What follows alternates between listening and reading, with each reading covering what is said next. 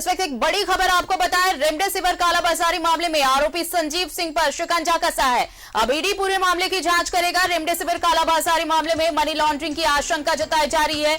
ED ने 10 अक्टूबर को Delhi headquarter ये प्रस्ताव भेजा था और दिल्ली हेडक्वार्टर ने जांच के प्रस्ताव को स्वीकार कर लिया है। ईडी खुद एफआईआर कर पूरे मामले की जांच करेगी। ईडी की जांच में सीआईडी सहयोग करेगी।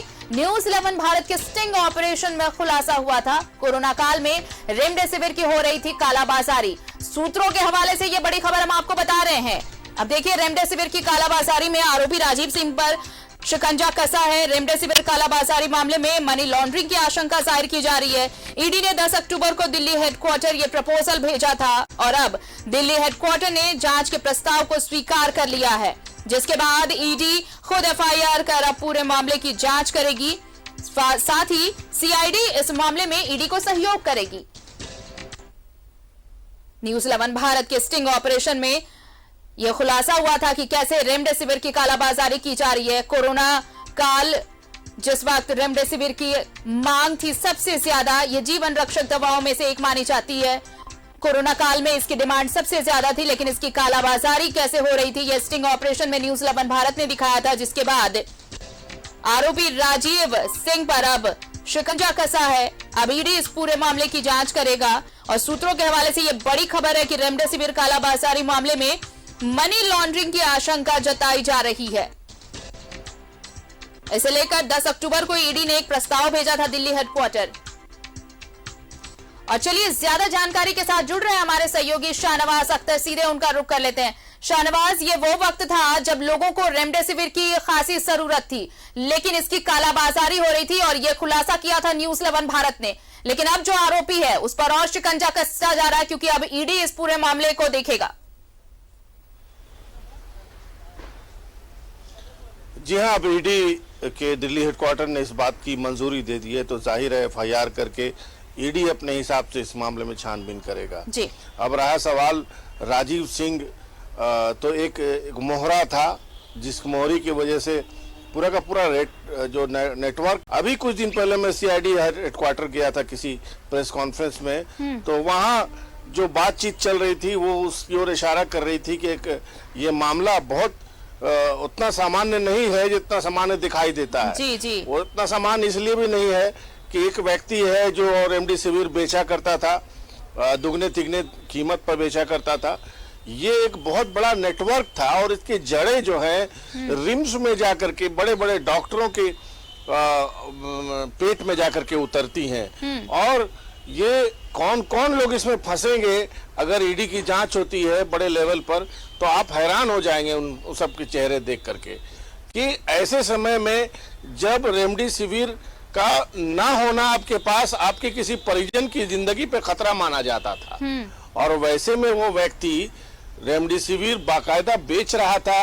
अपनी गाड़ी में प्रेस का स्टिकर लगाए हुए था, अपनी गाड़ी में ऑक्सीजन सिलेंडर, कुछ लाइफ सेविंग ड्रग्स और कुछ ऐसी चीजें रख करके, मास्क, ग्लव्स जैसी चीजें रख करके ये धोखा देने की कोशिश कर रहा था, खुद को समाज सेवी बता रहा था जी। लेकिन असल में उसका चेहरा पहचाना है तो न्यूज 11 के हमारे जो नीति निर्धारक हैं उन लोगों को शक हुआ उस पर। हालांकि मैंने उनसे सामान्य बातचीत की थी, मेरी नजर में एक समाज सेवी के ही तौर पर मैंने उसको पेश किया था और वो समाज सेवी ही रहता, लेकिन जो किसी की जो नजर होती है वो इतनी तेज होती है कि नजर देख लिया उन्होंने कि इसके अंदर कुछ न कुछ घपला है। बाद में जब उसको फोन किया गया तो उसने बाकायदा तौर पर सार्वजनिक जगह पर 5 रेमडेसिविर बेचा है, कैश में 1.5 लाख रुपए के आसपास, मुझे लगता है, एग्जैक्ट फिगर मुझे याद नहीं, कि हमारे स्टिंग करने वाले लोगों ने उसको वो रकम दी है, रकम उसने ली है, रेमडेसिविर उपलब्ध कराया है। और जो दो चार नाम आपके समझ से सामने आए थे, जैसे कि मेडिकल स्टोर के मालिक का नाम, राजीव सिंह का खुद का नाम और एक आध डॉक्टर का नाम, ये सब एक हल्का फुल्का छलावा था। लेकिन अब जब मनी लॉन्ड्रिंग की दृष्टि से इसकी जांच होगी और ईडी जैसी बड़ी संस्था इसकी जांच करेगी, तो जहां जहां इसकी जड़ें हैं हम लोग उसकी कल्पना भी नहीं कर सकते हैं कि बड़ी बड़ी डील हुई होगी। और ये डील्स जो है करोड़ में इसकी पहुंच होगी। तो जाहिर है तब सही मुजरिम जो है ये पहुंचेंगे सीधे सीधे बिहाइंड द बार।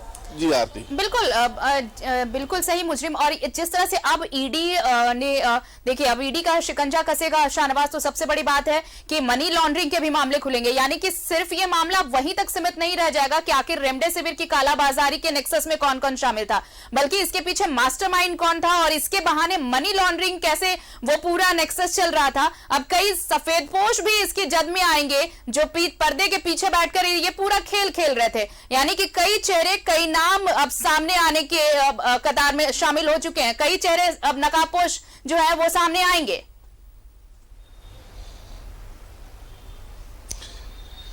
बिल्कुल आरती, और इसकी शुरुआत हो चुकी है। जो कि जब भी पहला मामला दर्ज होगा और फिर नई टीम बनेगी जो पूछताछ का एक नए सिरे से सिलसिला शुरू करेगी, फिर से राजीव कुमार सिंह को जो है रिमांड पर लिया जाएगा। जिसके नाम उसने सीआईडी को बताए हैं वो सब लोगों के नाम, टेलीफोन नंबर पहले से मौजूद हैं और सीआईडी वो सहयोग करेगी ईडी को, ये आप पहले ही बता रही हैं। तो लिहाजा ये जांच बहुत तेजी से होगी और जब तेजी से जांच होगी तो जो असली मुजरिम है जी, देखिए सिर्फ मामला इतना सा ही नहीं है कि रेमडेसिविर आपने बेचा। रेमडेसिविर कहाँ किस मरीज के लिए आया था, किसको नहीं दिया गया, उसमें से हो सकता है बहुत सारे मरीज जो मरे हैं वो इसलिए मर गए कि उनके हिस्से का रेमडेसिविर आपने बाजार में बेच दिया, उनको दिया ही नहीं। छोटा मोटा जुर्म तो है नहीं जी, लोग दिया ही नहीं है, उनकी मौत हुई है। कितने लोगों की मौत हुई आपको पता होगा। तो ऐसे मौतें नहीं हो रही थी। इसका मतलब है कि रेमडेसिविर ही नहीं बल्कि बहुत सारी लाइफ सेविंग ड्रग्स भी बेची जा रही थी रिम्स जैसे होली प्लेस में, जिसके बारे में ये कहा जाता है कि रिम्स में अभी भी इतना दम है, ऐसे ऐसे क्वालिफाइड डॉक्टर्स हैं जो आपको कहीं भी प्राइवेट हॉस्पिटल में नहीं मिलेंगे।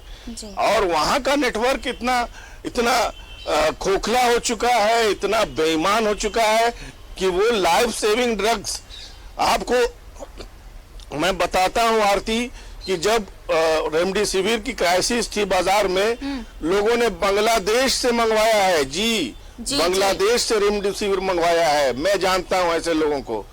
बेंगलुरु से मंगवाया है, दिल्ली से मंगवाया है। अब बताइए कि जिनकी परिजनों की जान सांसत में फंसी हुई थी वो क्या नहीं करते। आप समझ लीजिए कि ऐसे आफत के दिन थे कि जब उनका एक मेन परिजन अस्पताल में एडमिट था और उसका छोटा छोटा बच्चा जिसको उतनी समझ भी नहीं है, बेंगलुरु में इंजीनियरिंग कॉलेज में पढ़ रहा है और उसने अपने एक रिश्तेदार को फोन किया जो बांग्लादेश में मेडिकल कॉलेज में पढ़ता था। वो उसने 5 पीस रेमडेसिविर वहां से अरेंज करके बॉर्डर क्रॉस किया है। गर्दनिया पासपोर्ट उसको बोलते हैं, जो CISF के या BSF के सहयोग से किसान लोग करते हैं मवेशी इधर से उधर करने के लिए, क्योंकि जान बचानी थी, किसी की जान बचानी थी। आप समझ सकते हैं कि जान बचाई इन्होंने।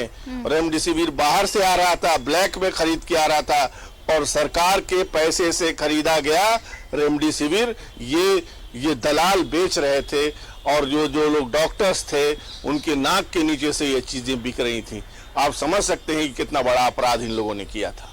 बिल्कुल। और अब ऐसे अपराधी, अब जैसा कि आप कह रहे हैं कि अब ईडी को सहयोग करेगा सीआईडी, तो ये जब मिलकर जांच होगी तो बहुत सारे मामले सामने आएंगे, बहुत सारे चेहरे सामने आएंगे और वो मास्टरमाइंड भी सामने आएगा जिसके शय पर, और एक पूरा नेक्सस सामने आएगा कि कौन इस पूरे खेल के पीछे था। अपडेट्स और भी लेंगे शाहनवाज। फिलहाल बहुत बहुत शुक्रिया तमाम बातचीत के लिए और तमाम जानकारी के लिए। तो रेमडेसिविर कालाबाजारी के आरोपी राजीव सिंह पर अब शिकंजा कसने लगा है। अब इस मामले की जांच ईडी करेगी और आपको बताएं कि ईडी ने इसके लिए प्रपोजल भेजा था, प्रस्ताव भेजा था दिल्ली 10 अक्टूबर को, और ये प्रस्ताव स्वीकार कर लिया गया है और अब ईडी खुद FIR कर पूरे मामले की जांच करेगी। ईडी की जांच में सीआईडी सहयोग करेगी। आपको बताएं कि न्यूज़ 11 भारत ने अपने स्टिंग ऑपरेशन में रेमडेसिविर कालाबाजारी का खुलासा किया था।